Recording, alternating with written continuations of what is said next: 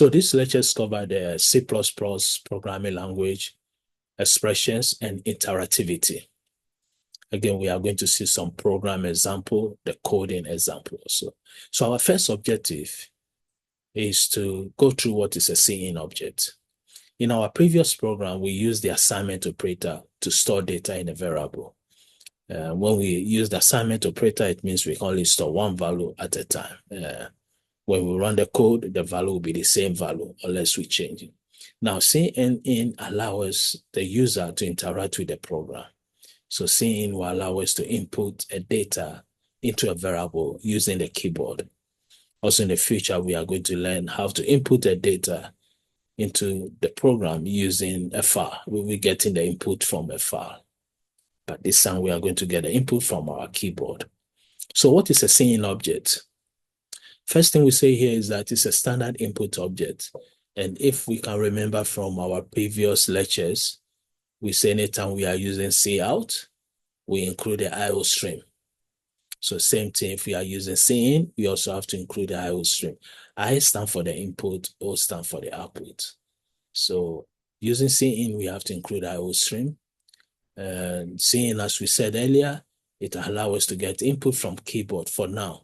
In the future, we are going to learn how we can get input from a file system as in our system. So information retrieved from the cin normally will be stored in one or more variables. So this is a program example. Let's see how it works. So in this program, we are going to ask the user to enter the length and the width. Then we find the area, then we store the area in a variable name area. Now we write this program previous lectures, but normally what we did is that we use the assignment operator to assign the value of the length, assign the value of the width, then we find the area. But this time we say here, this program calculate the area of a rectangle. Now it's always good to have instruction, because when we run this program, we are using cin, and this is a console application. In the black screen, we will see the cursor waiting for us to do something. But if we have no instruction, then we don't know what to do, what kind of value we should enter. Is it character, strings, etc. So here we can see instruction on our third cout statement. What is the length of the rectangle? Then I know I will enter the length. So here we have cin, double right arrow, and length. Then next, what is the width of the rectangle? Cin, double right arrow, and the width. So this will allow us to enter the width into the variable name width also. Now we do this in two lines. Cin, we are using two cin. We can only use one cin also. For example, we can have cin double right arrow length, then another double right arrow width, since both values are the same type, the int. Now, if I want to enter 3 for length and 2 for width, if I enter 32, all the values will go to the length. That's if I'm using only one cin for both length and width. So what we do is that we can either press enter. If I enter 3, I press enter before I enter 2. But for now, again, we can use cin for each variable.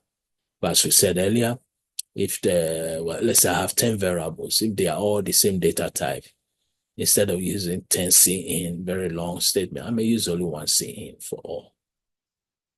So after we get the length and the width, we find the area, then we display the result. So again, the only new thing we are learning here now is how to use the cin operator. So first of all, cin allows us to input a data into our program or into a variable in our program. And this time we are learning only how to use the keyboard, using the keyboard. So we see more example here. So we say cin convert data to the type that matches the variable.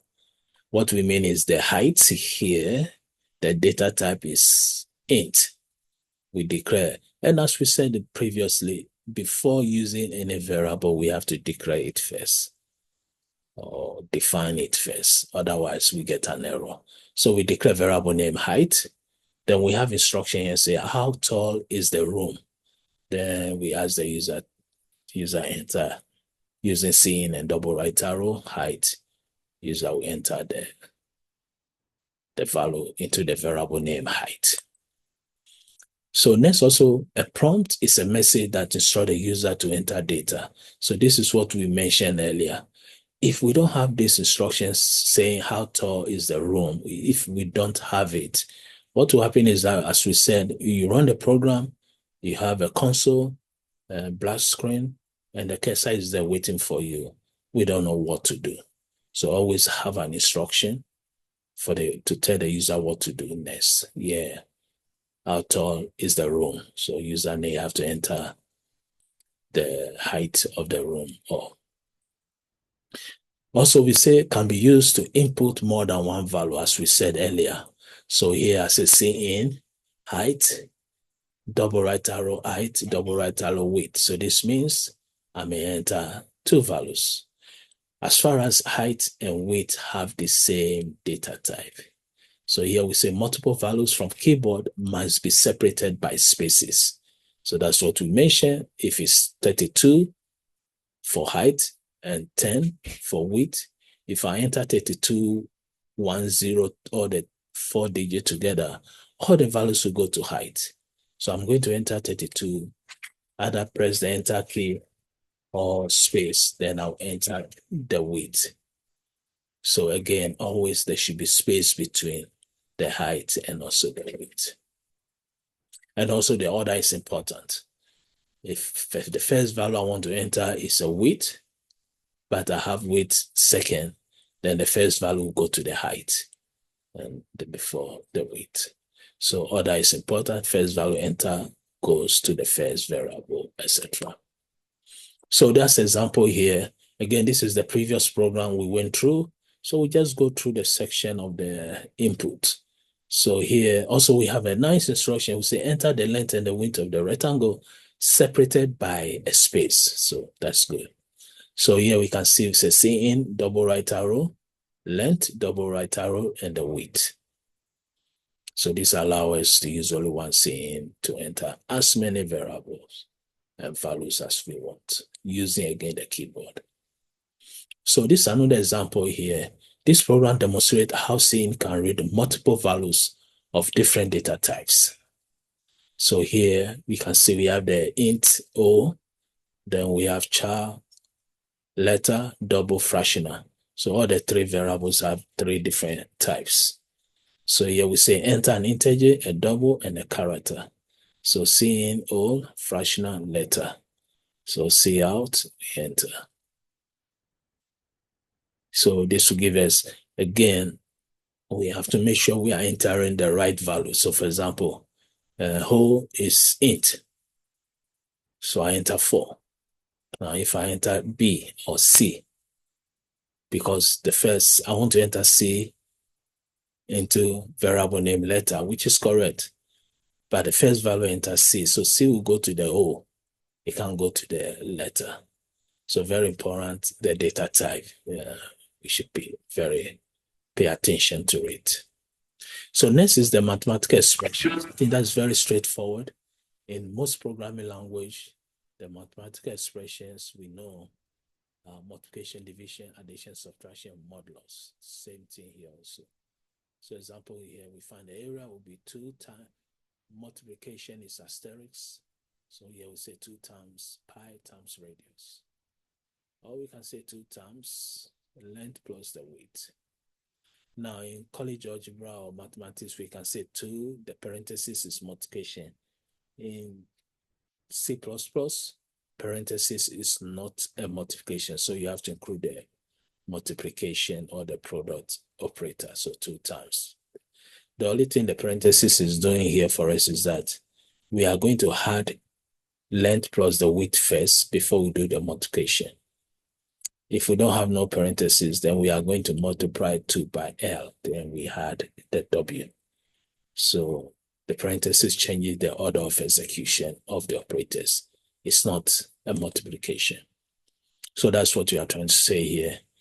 2 plus 2 times 2 minus 2. Multiplication first.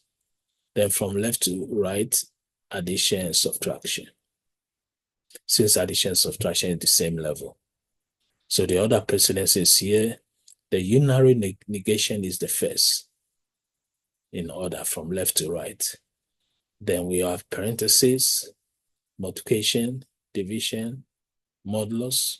Those three also are in order from left to right. Then addition, subtraction from left to right. But also parentheses will come before multiplication, division, modulus. Okay, so there's a few examples. 5 plus 2 times 4, we will get 13 because 2 times 4 is 8, 8 plus 5. Then 10 divided by 2 minus 3, first we get 10 divided by 2, the answer will be 5. 5 minus 3 is 2. Then 12 times 2 is 24, minus 4 is 20, plus 8 is 28. So the order of the operators, the execution, is the same as arithmetic, college algebra, or mathematics. So that's a few examples. So here we can see what we mentioned earlier. 2 plus 2 times 2 minus 2 is 4, because 2 times 2 is 4. 4 minus 2 is 2. 2 plus 2 is 4. But when we have a parenthesis, then it's a different thing altogether. So here we have 2 plus 2 times 2 minus 6, which means we have to do parentheses first. 2 plus 2 is 4. Then we have to do multiplication first. 4 times 2 is 8, then minus 2 is 6. Now, if we do subtraction before multiplication, the answer will not be 6. And that's example here. We do subtraction first, together, then 2 plus 2 here also is here. So first, 2 minus 2 is what? Is 0. 0 times 2 is what? 0. Then 0 plus 2 is 2. So in this case, parentheses first, multiplication before addition. Here we have parentheses first. So 2 parentheses go first before multiplication. So the answer will be 0 because 2 plus 2 is 4. 2 minus 2 is 0. 4 times 0 is 0. So that's the example again. And also algebraic expressions, as we said earlier. For example, in mathematics, area equal to length times width. We don't have to put operator product, but in C++, we have to. Also, in the future, we'll go through the C++ mathematical functions. But here, S squared, we have a function named power. Power will take two arguments, the base and also the exponent. So power function S, comma space 2 means S squared. And this is another expression to find the slope in college algebra. If we are doing this in C++, this is how we write it. So we know y2 minus y1 to execute first. So we put it in parentheses. Then we want s2 minus s1 to execute next. We put it in parentheses. So when we look at the expression here, the last operator that we execute is the division. So this example again, in algebra, C is B, is C times B. But in C++, we have to write a C times B. Same thing, 3 times 12. Parenthesis is multiplication, but in C++, we have to write a multiplication symbol. And also another example, 4xy is 4 times s times y. In C++, we have to include the multiplication operators or the product operators. So that will be the conclusion of these lectures. Again, thank you for your time, and we'll meet in the next lectures.